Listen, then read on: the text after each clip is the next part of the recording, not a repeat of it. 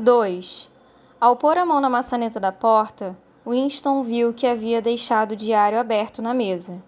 Lia-se "Abaixo o Grande Irmão", escrito por toda a página em letras grandes a ponto de poderem ser lidas do outro lado da sala. A estupidez do que havia feito era inconcebível, mas Winston percebeu. Mesmo em seu pânico, ele não tinha vontade de borrar o papel creme ao fechar o caderno enquanto a tinta estava molhada. Winston respirou fundo e abriu a porta. No mesmo instante, uma onda deliciosa de alívio lhe atravessou o corpo. Uma mulher de pele translúcida, aspecto alquebrado, cabelos finos e ralos, e o rosto marcado de rugas, estava do lado de fora. "Ô, camarada", começou ela, numa voz a um só tempo chorosa e tediosa. "Pensei ter ouvido você chegar. Será que você pode vir aqui dar uma olhada no ralo da minha pia? Ele está entupido e..." Era a senhora Parsons, mulher de um vizinho do mesmo andar. Senhora era um termo um tanto mal visto pelo partido. O correto era tratar a todos e todas por camarada, mas com algumas mulheres a forma de tratamento era usada instintivamente. Era uma mulher de uns 30 anos, mas que aparentava muito mais idade. Tinha-se a impressão de que havia poeira nos vincos de seu rosto. Winston a seguiu pelo corredor. Esses trabalhos amadores de concerto eram uma irritação quase diária. Palácios da Vitória era um velho condomínio de apartamentos, construído por volta de 1930 e caindo aos pedaços. O reboco dos tetos e das paredes caía o tempo todo. O encanamento invariavelmente estourava em dias de geada mais forte. O teto vazava sempre que nevava. Em geral, a calefação funcionava mal, quando não era desligada integralmente por motivos de economia. Reparos, exceto os que se podia realizar por si mesmo, tinham de ser autorizados por comitês distantes, capazes de demorar até mesmo 2 anos para consertar uma vidraça. "Claro que é só porque o Tom não está em casa", disse a senhora Parsons vagamente. O apartamento de Parsons era maior que o de Winston, e encardido de um modo diferente. Tudo tinha um aspecto surrado e maltratado, como se o lugar tivesse acabado de receber a visita de uma enorme e violenta fera. Artigos esportivos, tacos de hóquei, luvas de boxe, uma bola de futebol estourada, um par de shorts suados virados do avesso, espalhavam-se pelo chão, e sobre a mesa havia um amontoado de pratos sujos e livros de exercício marcados no canto das páginas. Nas paredes havia flâmulas da Liga da Juventude e dos Espiões, e um enorme pôster do Grande Irmão. Sentia-se ali o habitual cheiro de repolho cozido, comum ao prédio inteiro, mas ele surgia em meio a uma nota mais pronunciada de suor, sentida de imediato, embora fosse difícil dizer como, que era o suor de outra pessoa, ausente no momento. Em outro quarto, alguém com um pente e um pedaço de papel higiênico estava tentando se manter no compasso da música militar, ainda transmitida pela teletela. "São as crianças", disse a senhora Parsons, lançando um olhar apreensivo à porta. "Elas não saíram hoje, e é claro..."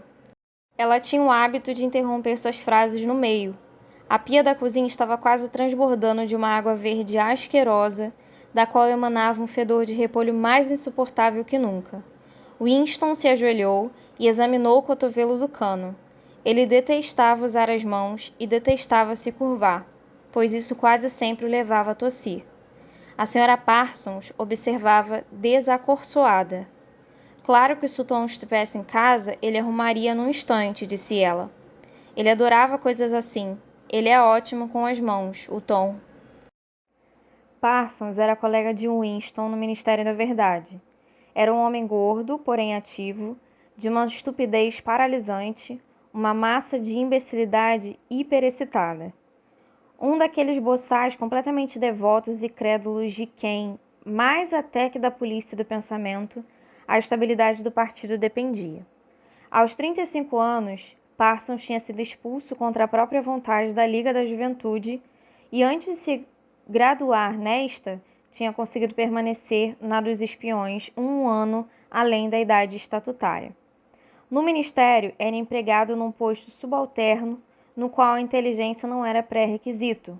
Por outro lado, ele era uma figura de liderança no Comitê dos Esportes e em todos os demais comitês engajados na organização de trilhas comunitárias, manifestações espontâneas, campanhas de racionamento e atividades voluntárias em geral.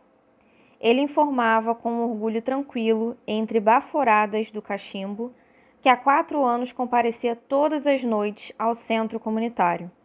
Um cheiro insuportável de suor, uma espécie de testemunho involuntário da vida de esforço extenuante que levava. Seguia-o por onde quer que fosse, sobrevivendo sempre à sua partida. Você tem um grifo? Perguntou Winston, trabalhando sem sucesso na junção entre os canos. Um grifo? Disse a Sra. Parsons, como que alijada de todo o pouco vigor que lhe restava. Não sei mesmo. Talvez as crianças... Ouviu-se um tropel de botinas e um novo ressoar do pente. As crianças marchavam em direção à sala de estar. A Sra. Parsons trouxe o grifo. Winston deixou a água escorrer e com nojo removeu a massa de cabelo humano que entupia o cano. Ele lavou os dedos o quanto pôde na água gelada da pia e se dirigiu ao outro cômodo. Mãos ao alto! Gritou uma voz selvagem. Um menino bonito e de aparência dura de 9 anos saltou de trás da mesa e o ameaçou com uma pistola automática de brinquedo, enquanto sua irmãzinha, cerca de 2 anos mais jovem, fez o mesmo gesto com um pedaço de madeira. Ambos estavam vestidos com shorts azuis, camisetas cinzas e lenços vermelhos, que eram o uniforme dos espiões. Winston ergueu os braços sobre a cabeça, mas sentindo desconfortável que aquilo era uma brincadeira, tão brutais eram os modos do menino. Você é um traidor, gritou o menino. Você é um crime pensador. Você é um espião eurasiano. Vou te fuzilar. Vou te vaporizar. Vou te mandar para as minas de sal. De repente, as 2 crianças estavam pulando em volta dele, gritando traidor e crime pensador, com a menininha imitando o irmão em cada movimento. Era um tanto assustador. Lembrava as brincadeiras fofas de 2 filhotes de tigre que não tardariam a crescer para se tornar devoradores de seres humanos. Havia uma espécie de ferocidade calculada no olhar do menino, um desejo bastante evidente de socar e chutar Winston e uma consciência de ser quase grande o bastante para fazê-lo. Era um alívio que aquela pistola em suas mãos não fosse real, pensou Winston. Os olhos da Sra. Parsons saltavam, nervosos de Winston, para as crianças e vice-versa. No espaço mais bem iluminado da sala de estar, ele observou com interesse que de fato havia poeira nos vincos de seu rosto. Eles ficam tão barulhentos, disse ela. Estão tristes porque não vão poder sair para assistir ao enforcamento. Essa é a verdade. Estou ocupada demais para levá-los, e o Tom não vai voltar do trabalho a tempo. Por que a gente não pode sair para ver o enforcamento? Rugiu o menino com um vozeirão. Eu quero ver o enforcamento, eu quero ver o enforcamento, cantarolou a menininha, ainda saltitando pela sala. Winston se lembrou de que alguns prisioneiros eurasianos, condenados por crimes de guerra, serão enforcados no parque naquele fim de tarde. Isso acontecia mais ou menos uma vez por mês e era um espetáculo popular. As crianças sempre imploravam que as levassem para assistir. Ele se despediu da Sra. Parsons e avançou para a porta. Não tinha dado 6 passos no corredor quando alguma coisa lhe acertou a nuca. Uma pancada muito dolorida. Era como se tivesse recebido a estocada de um fio de arame incandescente. Ele se virou a tempo de ver a Sra. Parsons arrastar seu filho de volta pela porta, enquanto o menino enfiava um estilingue no bolso. Goldstan! Berrou o menino enquanto a porta se fechava sobre ele. Mas o que mais tocou Winston foi o olhar de impotência e medo no rosto acinzentado da mulher. De volta ao apartamento, ele passou rapidamente pela teletela e sentou-se de novo à mesa. Ainda esfregando o pescoço, a música do aparelho havia cessado. Em seu lugar, uma voz precisa e militar lia, com uma espécie de brutal prazer, uma descrição da artilharia do novo forte flutuante que acabava de lançar âncora entre a Islândia e as Ilhas Faroé. Com os filhos desses, ele pensou, aquela coitada deve levar uma vida horrorosa. Mais 1 ou 2 anos e eles começarão a vigiá-la noite e dia em busca de sintomas de inortodoxia. Hoje praticamente não há crianças que não sejam horríveis. O pior de tudo era que por meio de organizações como os espiões, elas eram transformadas em pequenos selvagens intratáveis de modo sistemático e, no entanto, isso não produzia nelas qualquer tendência a se rebelar contra o partido. Pelo contrário, elas idolatravam o partido e tudo relacionado a ele. As canções, os desfiles, as bandeiras, as marchas, os exercícios com rifles de brinquedo, o culto ao grande irmão. Para elas, tudo aquilo era uma espécie de divertimento inesgotável.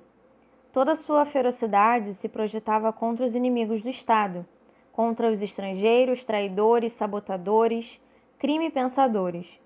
Era quase normal para as pessoas de mais de 30 anos terem medo de seus próprios filhos, e com razão, pois não se passava uma semana sem que o Times trouxesse um parágrafo mencionando que algum pequeno intrometido e traiçoeiro, herói infantil era a expressão usada, havia escutado algum comentário comprometedor e denunciado seus pais à polícia do pensamento. A ferroada do projétil disparado pelo estilingue havia abrandado. Ele pegou sua pena sem entusiasmo, pensando se poderia encontrar alguma outra coisa para escrever em seu diário. De repente começou a pensar em O'Brien de novo. Alguns anos antes, quanto tempo fazia? 7 anos, talvez. Ele havia sonhado que caminhava por uma sala completamente escura, e alguém sentado a um canto dissera: "Vamos nos encontrar no lugar onde não há escuridão." Isso fora dito num tom de voz muito calmo, quase como que de passagem, um comentário sem qualquer imposição. Winston seguiu em sua caminhada sem parar. O curioso era que naquela época, no sonho, as palavras não haviam despertado muito interesse nele. Foi só mais tarde, e aos poucos, que elas pareceram ter algum sentido. Ele não conseguia se lembrar se fora antes ou depois de ter sonhado aquilo que ele viu O'Brien pela primeira vez, nem quando ele começara a associar a voz sonhada com a voz de O'Brien. De qualquer maneira, a identificação existia. Era O'Brien que havia se dirigido a ele na escuridão. Winston nunca tinha sido capaz de sentir com certeza, mesmo depois do lampejo de olhares daquela manhã, ainda era impossível saber com certeza, se O'Brien era aliado ou inimigo. Mas isso parecia não ter nenhuma importância. Havia um elo de entendimento entre eles, mais importante que afeto ou causa comum. "Vamos nos encontrar no lugar onde não há escuridão", ele dissera.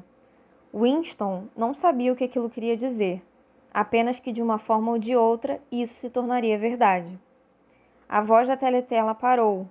Um toque de trompete, claro e belo, atravessou o ar estagnado.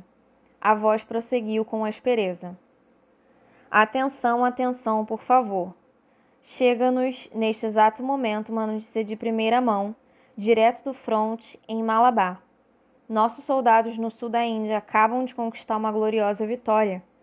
Tem autorização para dizer que a ação que agora lhes reportamos pode perfeitamente deixar a guerra a uma distância mensurável de seu desfecho. Eis a notícia." "Mais notícias a caminho", pensou Winston. Como esperado, na sequência de uma descrição sangrenta da aniquilação de tropas eurasianas, com imagens impressionantes de mortos e prisioneiros, veio o anúncio de que a partir da semana seguinte, a ração de chocolate sofreria uma redução de 30 para 20 gramas. Winston arrotou mais uma vez.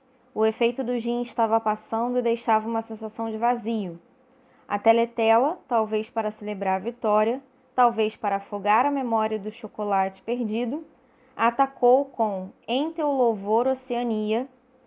Era preciso ouvi-la em posição de sentido, no lugar em que estava, porém Winston permanecia invisível. "Em teu louvor, Oceania" deu lugar a uma música mais leve. Winston caminhou até a janela, mantendo as costas para a teletela. O dia ainda estava claro e frio. Em algum lugar bem distante, um míssil explodiu com um ruído abafado e reverberante. Cerca de 20 ou 30 deles caíam sobre Londres todas as semanas. Lá embaixo, na rua, o vento fazia o cartaz rasgado tremular, e a palavra Sossing aparecia e desaparecia ao sabor do movimento. Sossing. Os princípios sagrados do Sossing. Nove língua, dupli pensar, a mutalidade do passado. Winston sentia como se estivesse vagando pelas florestas do fundo do mar, perdido num mundo monstruoso, no qual ele próprio era o monstro. Ele estava só. O passado estava morto, o futuro era inimaginável. Que certeza podia ter da existência naquele momento de uma única criatura humana viva ao seu lado? E de que modo saber se o domínio do partido não duraria para sempre? Como resposta, despontaram os 3 lemas da fachada branca do Ministério da Verdade: guerra é paz, liberdade é escravidão, ignorância é força. Ele tirou uma moeda de 25 centavos do bolso. Ali também, em letrinhas bem legíveis, os mesmos lemas estavam escritos. Do outro lado da moeda havia efígie do grande irmão. Até na moeda os olhos perseguiam você. Nas moedas, nos selos, nas capas dos livros, nas bandeiras, nos cartazes, nos maços de cigarro, em toda parte. Sempre os mesmos olhos o vigiavam. Sempre a voz o envolvia. Desperto ou dormindo, comendo ou trabalhando, em lugares fechados ou ao ar livre, no banheiro ou na cama, não havia saída. Ninguém era dono de si, exceto pelos poucos centímetros cúbicos de dentro do crânio. O sol já se encontrava do outro lado do prédio, e a miríade de janelas do Ministério da Verdade, sem luz que brilhasse sobre elas, parecia melancólica como as seteiras de uma fortaleza. Winston sentiu o coração se encolher diante da imensa forma piramidal. Era sólida demais, não havia como atacá-la. 1000 mísseis não a derrubariam. Ele voltou a se perguntar para quem escrevia o diário. Para o futuro, para o passado, para uma época talvez imaginária. E diante de si, o prospecto não era de morte, mas de aniquilamento. O diário seria reduzido a cinzas, e ele a vapor. Só a polícia do pensamento leria o que ele tivesse escrito, antes de eliminar sua existência e memória. Como seria possível fazer um apelo ao futuro quando nenhum vestígio seu, nem mesmo uma palavra anônima escrita num papel, poderia sobreviver fisicamente? A teletela marcou 2 da tarde. Ele tinha de sair em 10 minutos. Precisava voltar ao trabalho às 2h30. De modo curioso, o toque da hora pareceu lhe infundir novo ânimo. Ele era um fantasma solitário, proferindo uma verdade que ninguém queria ouvir. Mas tão logo a pronunciasse, porém, em certo sentido misterioso, a continuidade não se rompia. Não era fazendo-se ouvir, mas permanecendo lúcido, que se conservava a herança humana. Ele voltou à mesa, mergulhou a pena no tinteiro e escreveu: ao futuro ou ao passado, a um tempo em que o pensamento seja livre, em que os homens sejam diferentes uns dos outros e não vivam solitários, a um tempo em que a verdade exista e o que foi feito não possa ser desfeito, da era da uniformidade, da era da solidão, da era do grande irmão, da era do dupli pensar. Saudações. Ele já era um homem morto, pensou. Parecia-lhe que apenas agora, quando começara a ser capaz de formular seus pensamentos, ele havia dado o passo decisivo. As consequências de cada ato estão embutidas no ato em si, ele escreveu. O crime pensar não tem por consequência a morte. O crime pensar é a morte. Agora que ele se reconhecia como um homem morto, achava importante se manter vivo o tempo que fosse possível. 2 dedos de sua mão direita estavam sujos de tinta. Era exatamente o tipo de detalhe que poderia denunciá-lo. Algum fanático encherido no ministério, uma mulher provavelmente, alguém como a mulher miúda e ruiva ou a moça de cabelo escuro do departamento de ficção, Poderia começar a se perguntar por que ele andara escrevendo durante o intervalo do almoço, por que usar uma pena antiquada, o que andara escrevendo, e então lançar insinuações no local destinado a isso.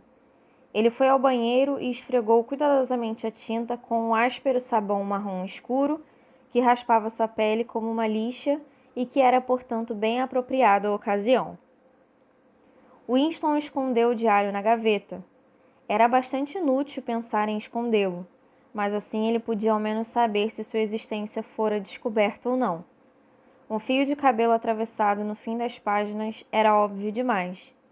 Com a ponta dos dedos ele pegou um grão de poeira branca identificável e depositou-o no canto da capa, de onde com certeza cairia se o caderno fosse retirado dali. 3. Winston estava sonhando com sua mãe. Ele devia ter, pensou, uns 10, 11 anos quando ela desapareceu. Era uma mulher alta, de porte elegante, um tanto silenciosa, de movimentos lentos e magníficos, cabelos loiros. Do pai lembrava-se mais vagamente, um homem moreno e magro, sempre usando roupas escuras bastante asseadas. Winston conservara na memória, sobretudo, as solas finíssimas de seus sapatos e de óculos. Era óbvio que os dois haviam sido exterminados num dos primeiros grandes expurgos dos anos 1950. Naquele momento, sua mãe estava sentada em algum lugar bem abaixo dele, com sua irmã mais nova nos braços. A irmã só se conservara em sua memória como um bebezinho frágil, sempre silencioso, de olhos grandes e atentos. As duas olhavam para ele ao alto. Elas estavam em algum lugar subterrâneo, o fundo de um poço, por exemplo, ou uma cova muito profunda. Mas um lugar que já bem abaixo dele descia ainda mais. Era o salão de um navio que afundava e, através da água que se turvava, elas tinham os olhos voltados para ele. Ainda havia oxigênio no salão. Elas conseguiam vê-lo e vice-versa. Mas todo o tempo, mãe e irmã afundavam nas águas verdes, que em outro momento as esconderiam da vista para sempre. Ele estava na luz e no ar enquanto elas eram tragadas rumo à morte, e estavam lá embaixo porque ele estava ali em cima. Todos os três tinham consciência disso, e ele conseguia ver no semblante delas que assim eram. Não havia censura em seus olhos ou corações, apenas a consciência de que deveriam morrer para que ele permanecesse vivo, e que isso era parte da ordem inexorável das coisas. Ele não conseguia se lembrar do que havia acontecido, mas sabia em seu sonho que de algum modo a vida de sua mãe e de sua irmã haviam sido sacrificadas em favor da sua própria. Era um daqueles sonhos que, embora impregnados da característica atmosférica onírica, são uma extensão da vida intelectual, nos quais tomamos consciência de fatos e ideias que, quando despertamos, ainda nos parecem novos e valiosos. A constatação que calava fundo no peito de Winston, naquele instante, era de que a tragédia e a dor que acompanhavam a morte de sua mãe já não eram, passados quase 30 anos, mais possíveis. A tragédia, eis o que compreendia, pertencia ao mundo antigo, a um tempo em que havia ainda privacidade, amor e amizade. Um tempo em que os membros de uma família ofereciam apoio incondicional uns aos outros. A memória de sua mãe lhe era dolorosa porque ela morrera amando-o, enquanto ele, então, era jovem e egoísta demais para lhe retribuir o amor, e porque, de algum modo, ele não recordava como, ela havia sacrificado a si mesma a uma ideia de lealdade que era privada e inalterável. Tais coisas, percebia ele, não podiam acontecer hoje. Hoje havia medo, ódio e dor, mas nenhuma dignidade na emoção, nenhuma dor profunda ou complexa.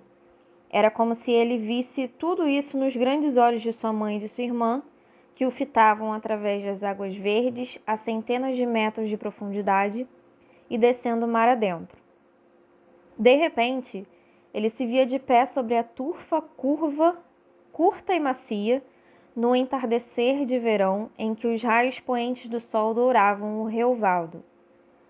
A paisagem diante de si era tão recorrente em seus sonhos que ele nunca tinha certeza de tê-la visto ou não no mundo real. Em seus pensamentos, chamava-a de Campina Dourada. Era um pasto antigo, roído por coelhos, com uma trilha sinuosa que o atravessava e montinhos de terra cavada por toupeiras aqui e ali. Na sebe em ruínas, do outro lado da campina, os galhos dos olmos se balançavam ao redor da brisa, as folhas farfalhando em densas massas como os cabelos de uma mulher. Em algum lugar bem próximo, ainda que distante dos olhos, havia um riacho limpo e de lenta correnteza, onde os peixinhos nadavam nos remansos sob os salgueiros. A garota de cabelo escuro atravessava a campina em sua direção. Com o que parecia um único movimento, ela se despia, deixando as roupas desdenhosamente de lado. Seu corpo era branco e liso, mas não lhe despertava qualquer desejo. Na verdade, ele mal olhava para ela. Naquele instante, Winston estava completamente admirado pelo gesto com que ela despira as roupas e as abandonara. Sua graça e despreocupação pareciam aniquilar uma cultura inteira, um sistema inteiro de pensamento, como se o grande irmão, o partido e a polícia do pensamento pudessem todos ser pulverizados por um único e esplêndido movimento de braço. Aquele também era um gesto que pertencia ao mundo antigo. Winston acordou com a palavra Shakespeare nos lábios. A teletela emitia um assovio de estourar os tímpanos, estendendo a mesma nota aguda por 30 segundos. O relógio marcava 7h15, horário em que os trabalhadores dos escritórios deviam se levantar. Winston arrancou da cama seu corpo nu. Um membro do partido exterior recebia apenas 3.000 cupons de vestuário por ano e só um pijama custava 600. Em seguida pegou uma camiseta regata encardida e um par de shorts que estavam em cima da cadeira. Os exercícios físicos começariam em 3 minutos. No instante seguinte, ele se viu dobrado ao meio pelo violento ataque de tosse que quase sempre acometia logo depois de despertar. O ataque esvaziara de tal modo seus pulmões que sua respiração só voltou ao normal depois de ele se deitar de barriga para cima e aspirar fundo o ar sucessivas vezes. Suas veias haviam inchado com o esforço da tosse, e a úlcera varicosa começara a coçar. Grupo de 30 a 40. Ganiu uma voz feminina estridente. Grupo de 30 a 40. Nos seus lugares, por favor. Grupo de 30 a 40. Winston se pôs em posição de sentido diante da teletela, na qual já aparecia a imagem de uma jovem mulher seca, porém musculosa, vestindo túnica e tênis de ginástica. Dobrando e esticando os braços, disse ela ao ritmo do exercício. No meu ritmo. 1, 2, 3, 4. 1, 2, 3, 4. Vamos lá, camaradas, quero um pouco mais de vigor. 1, 2, 3, 4. A dor do acesso de tosse não desfizera por completo a impressão causada pelo sonho na mente de Winston, e os movimentos rítmicos do exercício de algum modo a restauraram. Ao mesmo tempo em que dobrava e esticava os braços em forma mecânica, para frente e para trás, estampando no rosto uma expressão de satisfação concentrada, a qual considerava apropriado os exercícios físicos, ele lutava para recobrar o período penumbroso de sua primeira infância. Era extraordinariamente difícil. Para além do fim dos anos 1950, tudo se apagava.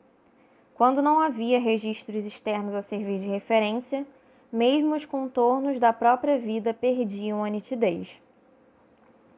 Era possível recordar grandes eventos que talvez não tivessem acontecido. Era possível recordar detalhes de incidentes sem que se fosse capaz de recuperar sua atmosfera. E havia longos períodos em branco, aos quais não se podia atribuir o que fosse. Tudo era diferente então. Até mesmo os nomes dos países e seus contornos no mapa eram outros. O Aeródromo 1, por exemplo, não tinha esse nome naqueles tempos. Chamava-se Inglaterra ou Bretanha, embora Londres, disso ele estava certo, sempre se chamara Londres. Winston não conseguia se lembrar com clareza de um tempo em que seu país não estivesse em guerra, mas era manifesto que sua infância abrigara um período relativamente longo de paz, pois uma de suas primeiras memórias era de um ataque aéreo, o qual, ao que parece, surpreendera a todos. Talvez tivesse sido quando a bomba nuclear fora lançada contra Colchester. Não tinha lembrança do ataque em si, mas sim da mão de seu pai agarrada à sua, enquanto desciam cada vez mais a um lugar bem fundo debaixo da terra, por uma escada em espiral em que davam voltas e mais voltas, que retinia sob seus pés e que lhe cansou tanto as pernas que ele começou a chorar, e eles tiveram de parar para descansar. Sua mãe, à sua maneira lenta e etérea, seguia bem atrás deles. Ela carregava sua irmã bebezinha, ou talvez fosse apenas uma trouxa de cobertores. Ele não tinha certeza se a irmã já havia ou não nascido. Por fim, eles chegaram a um lugar barulhento, cheio de gente, que ele percebera ser uma estação de metrô. Havia gente espalhada por todo o chão de pedra, enquanto alguns, apinhados uns sobre os outros, se acomodavam nas camas de campanha. Winston e seus pais encontraram lugar no lajeado. Perto deles, um senhor e uma senhora de idade estavam sentados, um ao lado do outro, numa dessas camas. O senhor vestia um terno escuro de boa qualidade e um boné preto de pano que lhe cobria os cabelos bastante grisalhos. Seu rosto estava vermelho e os olhos azuis cheios de lágrimas. Recendia a gin que sua pele parecia exalar no lugar do suor. Podia-se imaginar que as lágrimas que brotavam de seus olhos eram puro gin, mas, embora um pouco bêbado, também se encontrava sob efeito de uma dor genuína e insuportável. À sua maneira infantil, Winston compreendera que alguma coisa terrível tinha acabado de acontecer, algo além do perdão e que jamais seria possível remediar. Ele também intuía o que era. Alguém que o homem amava, sua netinha talvez, havia sido morta. De tempos em tempos, o velho repetia: "A gente não podia ter confiado neles. Eu não disse, mulher. É nisso que dá a confiar neles. Eu disse o tempo todo. A gente não deveria ter acreditado nesses canalhas." Mas Winston não guardava a memória dos canalhas em quem eles não podiam ter confiado. Desde aquele tempo, a guerra literalmente não cessara, embora a rigor não tinha sido sempre a mesma guerra. Por muitos meses durante sua infância, os confrontos de rua na própria Londres haviam sido comuns e de alguns ele tinha vívida lembrança. Mas reconstituir a história de todo aquele período, dizer quem lutava contra quem em momentos específicos, era uma tarefa absolutamente impossível, dado que nem registros escritos, nem testemunhos orais jamais haviam feito menção a quaisquer outros alinhamentos políticos que não os existentes. Naquele momento, por exemplo, em 1984, caso fosse 1984, a Oceania era aliada da Lestácia e estava em guerra contra a Eurásia. Não havia pronunciamento público ou privado que jamais se referisse a outro enfeixamento de forças entre as três superpotências. Em verdade, como Winston bem sabia, 4 anos antes a Oceania estava em guerra contra a Lestácia, tendo a Eurásia como aliada. No entanto, essa era uma informação fortuita, de que Winston dispunha, por acaso, pois sua memória não estava satisfatoriamente sob controle. Segundo fontes oficiais, a mudança de parceria nunca havia ocorrido. A Oceania estava em guerra contra a Eurásia, logo estava desde sempre em guerra contra a Eurásia. O inimigo do momento sempre representava o mal absoluto, e disso decorria ser impossível qualquer conciliação passada ou futura.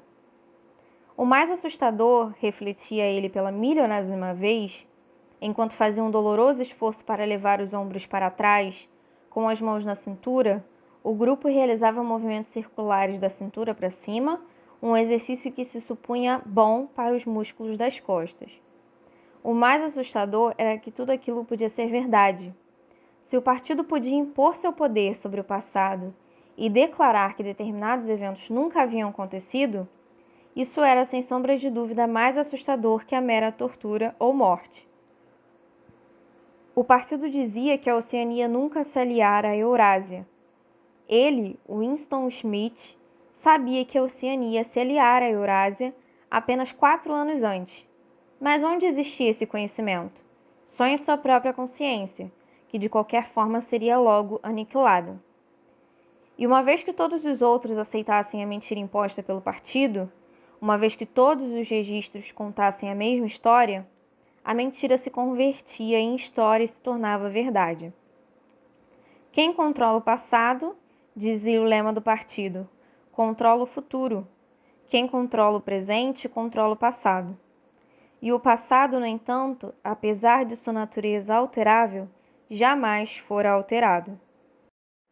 Tudo que fosse verdade em determinado momento era verdade desde sempre e para sempre. Não havia mistério. Tudo o que se exigia era uma série infinita de vitórias sobre a memória de cada um. Controle da realidade. Eles assim o chamavam em novilíngua. Dupli pensar. Descansar. Ladrou a estrutura, já sem tanta dureza. Winston abandonou os braços ao próprio peso e encheu pouco a pouco os pulmões de ar. Somente adentrou o mundo labiríntico do duplo pensar. Saber e não saber, ter consciência de toda a verdade ao mesmo tempo em que conta mentiras urdidas com cuidado, defender simultaneamente duas opiniões excludentes entre si, reconhecendo sua contradição e acreditando em ambas, usar lógica contra lógica, repudiar e também reivindicar a moralidade, acreditar que a democracia era impossível e que o partido era o guardião da democracia, esquecer o que quer que fosse necessário esquecer para então trazê-lo de novo à memória no momento preciso e prontamente esquecê-lo, e acima de tudo aplicar o mesmo processo ao processo em si. Esta era a sutileza final, induzir conscientemente o inconsciente e então mais uma vez tornar inconsciente o ato de hipnose que se acabara de levar a cabo. Mesmo a compreensão da palavra dupli pensar envolve o uso do dupli pensar. A instrutora chamou a atenção deles mais uma vez. E agora vamos ver quem de nós toca os dedões do pé, disse ela com entusiasmo. Braços esticados a partir da altura dos quadris, por favor, camaradas. 1, 2, 1, 2. Winston abominava esse exercício, que lhe provocava descargas de dor que transitavam entre os calcanhares e panturrilhas, e não raro terminavam num acesso de tosse. A qualidade parcialmente agradável de suas medições se desfazia. O passado, ponderava ele, não havia sido apenas mudado, ele fora, na verdade, destruído. Pois como se podia dar contornos até mesmo ao fato mais óbvio, quando seus registros se limitavam ao campo da própria memória individual? Ele tentava se lembrar do ano em que havia escutado a primeira menção ao grande irmão. Pensava ter sido em algum momento dos anos 1960, mas era impossível ter certeza. Nas histórias do partido, é claro, o grande irmão figurava como líder e o guardião da revolução desde seus primeiros momentos. Seus feitos haviam sido pouco a pouco recuados no tempo, a ponto de já ter se estenderem ao fabuloso mundo dos anos 1940 e 1930, quando os capitalistas em seus estranhos chapéus cilíndricos ainda rodavam pelas ruas de Londres em grandes carros de lataria reluzente ou carruagens com laterais de vidro. Não havia como saber o quanto dessa lenda era verdade e o quanto era invenção. Winston não conseguia se recordar sequer do momento em que o próprio partido passara a existir. Ele tinha a impressão de jamais ter escutado a palavra socin antes de 1960, mas em sua forma em velha língua, socialismo inglês, era possível que tivesse circulado antes. Tudo se desmanchava na bruma. Às vezes, de fato, era possível identificar uma mentira em seus devidos contornos. Não era verdade, por exemplo, como divulgado nos livros de histórias oficiais, que o partido tivesse inventado o avião. Sua lembrança de aviões remontava à sua mais tenra infância, mas não era possível provar o que fosse. Nunca havia qualquer evidência.